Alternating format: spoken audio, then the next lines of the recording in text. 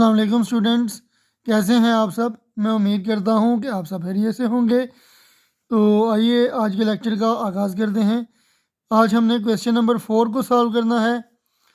तो question number 4 क्या है जी? Find the values of the remaining trigonometric functions. हमने रिमेनिंग ट्रिग्नोमेट्रिक फंक्शंस की वैल्यूज़ को फाइंड करना है।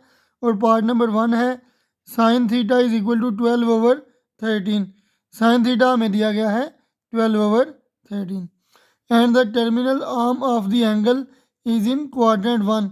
और टर्मिनल आर्म जो है वो एंगल की वो क्वाड्रेंट 1 के अंदर है। तो साइन हमें दे दिया गया है, बाकी 5 हमने ट्रिग्नोमेट्रिक फंक्शंस को सॉल्व करना है, इनफैक्ट फाइंड करना है। तो आइए फाइंड करते हैं। सबसे पहले हम लिख लेंगे जी sine theta is equal to 12/13। आपको पता है कि साइन हमारे पास किसके इक्वल होता है? साइन जो है ये परपेंडिकुलर ओवर हाइपोटेन्यूज के इक्वल होता है। तो इसको सॉल्व करते हैं जी बाय पाइथागोरस थ्योरम।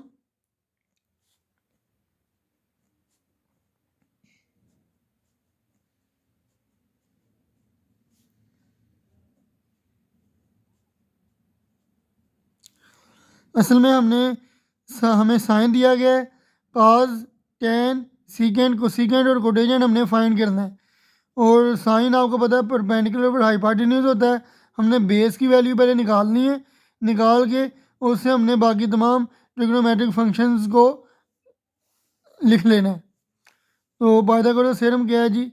हाइपोटेन्यूज का square is equal to perpendicular का स्क्वायर प्लस बेस का स्क्वायर। हाइपोटेन्यूज की वैल्यू क्या है जी? 13। परपेंडिकुलर की वैल्यू क्या है? 12। बेस की वैल्यू हमने फाइंड करनी है जी। चलिए 13 का स्क्वायर क्या होता है? 169। 12 का स्क्वायर 144 प्लस बी का स्क्वायर 144 इधर प्लस हो रहा है, इधर जाकर माइनस हो जाएगा,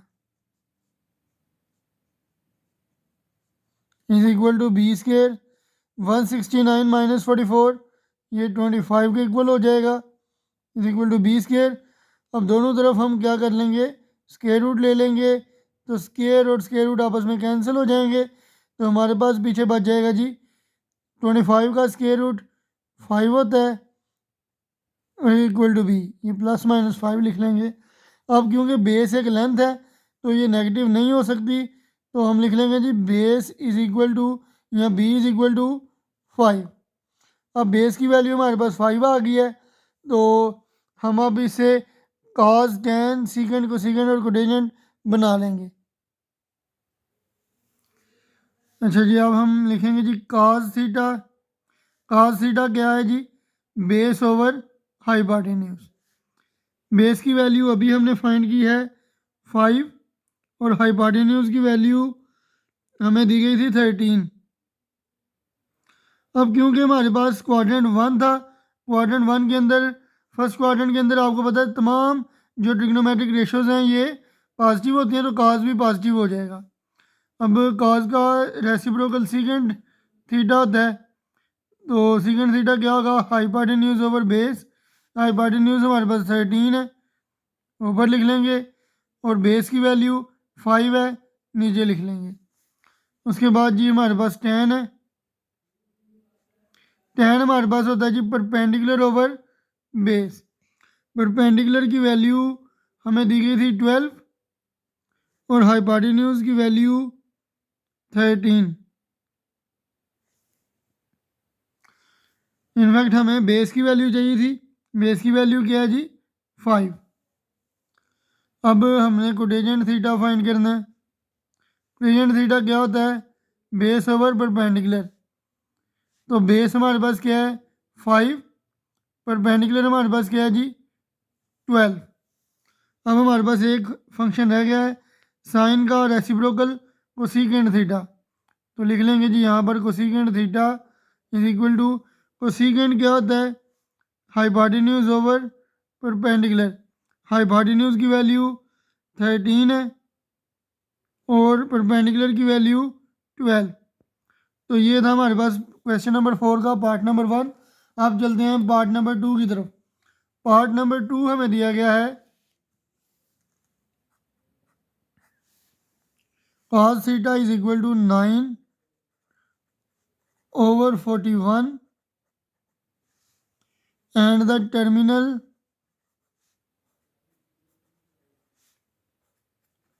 terminal arm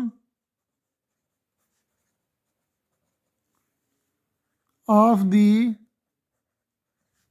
angle is in quadrant 4।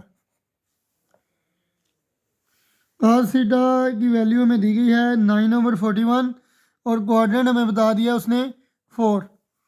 तो इसको सॉल्व करके तो हमने cos के अलावा जो बाकी 5 ट्रिग्नोमेट्रिक फंक्शंस हैं उनकी वैल्यू निकालनी है। तो आइए निकालते हैं जी वैल्यूज़। तो cos थीटा पहले लिख लेंगे 9/41। cos हमारे पास क्या है जी? बेस ओवर हाइपोटेन्यूज होता है। तो इसको इसमें हमारे पास परपेंडिकुलर नहीं है, पहले परपेंडिकुलर की वैल्यू निकालेंगे। परपेंडिकुलर की वैल्यू निकालने के लिए हम यूज़ कर लेंगे पाइथागोरस थ्योरम का, बाय पाइथागोरस थ्योरम।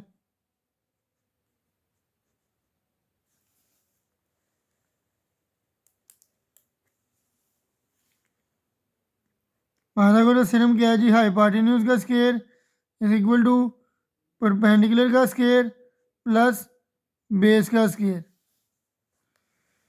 हाइपोटेन्यूज की वैल्यू क्या है? 41। 41 का स्क्वायर। परपेंडिकुलर की वैल्यू हमने फाइंड करनी है और बेस यानी 9 का स्क्वायर। अब 41 का स्क्वायर क्या होता है? 41 का स्क्वायर है जी हमारे पास 1681 is equal to P square plus 9 का स्क्वायर है जी 81। 81 इधर प्लस हो रहा है, उधर जाकर माइनस हो जाएगा। 1681 में से 81 माइनस कर लेंगे is equal to P square. तो माइनस करने के बाद हमारे पास क्या आंसर आ जाएगा? 1600 is equal to P square. अब हमें वैल्यू चाहिए पी की, तो दोनों तरफ क्या कर लेंगे? स्क्वायर रूट ले लेंगे। 1600 का स्क्वायर रूट क्या आएगा?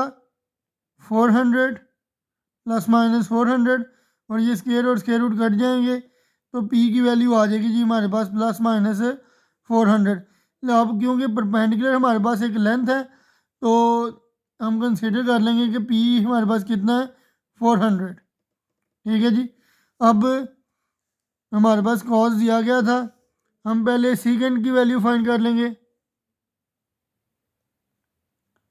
सीकेंड थीटा क्या होगा?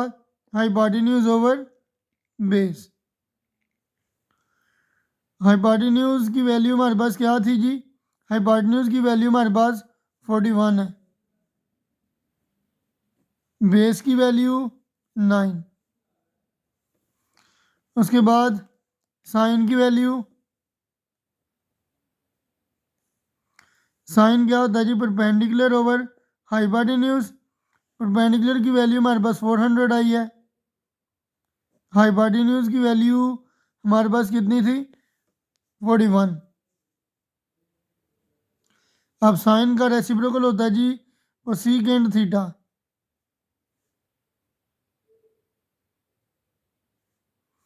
कोसेकेंड थीटा क्या होगा? Hypotenuse over perpendicular. हाइपोटेन्यूज की वैल्यू 41 है और परपेंडिकुलर की वैल्यू 400। अब हमें ये भी पता होना चाहिए कि फोर्थ क्वाड्रेंट के अंदर हमारा कौन सा फंक्शन जो है ये पॉजिटिव है और कौन सा नेगेटिव है। तो ये फर्स्ट क्वाड्रेंट है, ये सेकंड क्वाड्रेंट, ये थर्ड क्वाड्रेंट, ये फोर्थ क्वाड्रेंट। फर्स्ट में तमाम पॉजिटिव होते हैं, सेकंड में साइन थर्ड में tan और फोर्थ में cos पॉजिटिव होता है। तो cos और सीकेंड पॉजिटिव होंगे, बाकी सारे फंक्शंस नेगेटिव होंगे, तो साइन भी यहाँ पर नेगेटिव होगा और कोसेकेंड भी नेगेटिव होगा। उसके बाद आ जाते हैं जी tan की तरफ।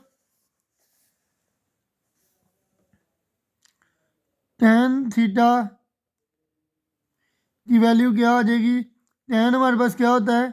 tan हमारे पास होता है जी परपेंडिकुलर ओवर बेस। परपेंडिकुलर की वैल्यू हमारे पास 400 आई है जी, और बेस की वैल्यू हमारे पास थी 9। बेस की वैल्यू कितनी थी? 9। और क्योंकि tan भी फोर्थ क्वाड्रेंट के अंदर नेगेटिव होता है तो यहाँ पर माइनस लगा लेंगे। उसके बाद tan का रेसिप्रोकल है जी हमारे पास कोटेजेंट थीटा। कोटेजेंट थीटा क्या होगा? Base over perpendicular. तो बेस की वैल्यू हमारे पास 9, परपेंडिकुलर की वैल्यू 400, और यहाँ पर भी हमारे पास माइनस लग जाएगा। तो स्टूडेंट्स आज के लिए इतना ही, और मेरी वीडियोस को लाइक शेयर और शेयर कर दीजिएगा और मेरे चैनल को सब्सक्राइब कर दीजिएगा। अल्लाह हाफिज़।